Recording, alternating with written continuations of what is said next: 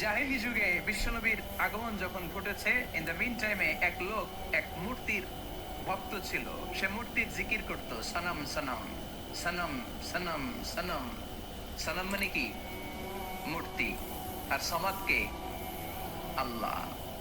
সে সনামের জিকির করতে করতে একদিন এই সানামটাকে রেখে সে কোনো এক কাজে গেল। এই মূর্তিটাকে সে বড্ড ভালোবাসতো, বগল দাবা করে রাখতো। যেখানে যেত নিয়ে যেত, ভাবতো এই মূর্তিকে রাখলে, এই খোদাকে রাখলে বরকত হবে।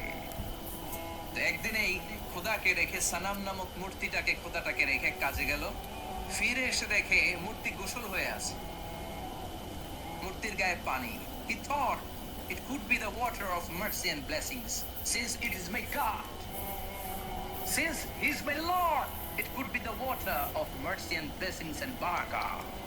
যেহেতু এটা আমার খোদা, আর খোদা যেহেতু গোসল করছে, তাহলে এই গোসলের পানি বরকতের পানি না হয়ে যাবে না। It could be the water of barakah. এটা হয়তো বরকতের পানি হবে। When he thought it is the water of barakah, he started to suck it. এবার বরকত নেওয়ার জন্য জিহ্বা দিয়ে চাটতে শুরু করছে।